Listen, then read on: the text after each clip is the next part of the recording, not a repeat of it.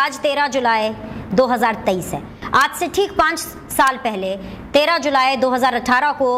मुल्क के साबिक वजीर आज़म नवाज शरीफ साहब अपनी बेटी का हाथ थामे लाहौर एयरपोर्ट पर उतरे थे ताकि वो और मरियम नवाज साहिबा इकट्ठे मिलकर के गिरफ्तारी दे सकें। मैं यहाँ पर आपको ये याद करा दूं कि अपनी गिरफ्तारी से चंद हफ्तों के बाद ही विच 25 जुलाई 2018 को इंतखाबात थे और इंतखाबात से चंद दिनों पहले नवाज शरीफ और उनकी बेटी मरियम नवाज साहिबा की गिरफ्तारी ने सियासत में एक हलचल मचा दी थी। मैं आपको ये भी बता दूं कि उनकी ये गिरफ्तारी और उनकी गिरफ्तारी को मैनेज करना, ये मकसद सिर्फ और सिर्फ नवाज शरीफ साहब को होने वाले इंतखाबात से दूर रखना था।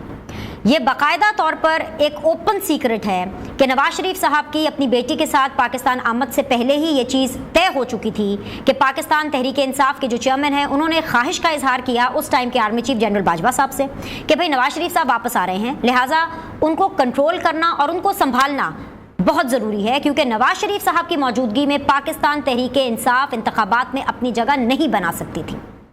As per reports general Bajwa साहब ने ना सिर्फ इस चीज़ की जिम्मेदारी ली बल्कि इस जिम्मेदारी को बखूबी सर अंजाम दिया कि उन्होंने नवाज शरीफ साहब और मरियम नवाज साहिबा को पाकिस्तान लैंड करते ही जेल की सलाखों के पीछे रखा। और उसके बाद हमने देखा कि बाकायदा तौर पर ऑफिशियली इंतखाबात के नतीजे में पाकिस्तान तहरीक इंसाफ ना सिर्फ लॉन्च होती है बल्कि अपनी हुकूमत बनाने में भी कामयाब हो जाती है। बट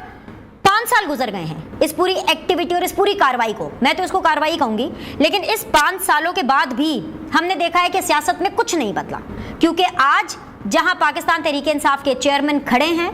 ऑलमोस्ट प्रैक्टिकल सियासत से बाहर है,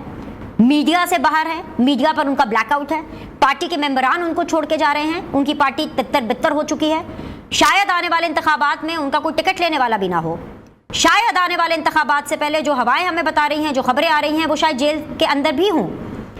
तो जहां पर आज पाकिस्तान तहरीक इंसाफ के चेयरमैन 2023 में खड़े हैं, 2018 में वहीं पर नवाज शरीफ साहब खड़े थे। तो बड़ा सवाल यह है कि नवाज शरीफ से पाकिस्तान तहरीक इंसाफ तक और फिर पाकिस्तान तहरीक इंसाफ के चेयरमैन से दोबारा नवाज शरीफ तक का सफर क्या पाकिस्तान दायरे में ही घूमता रहेगा?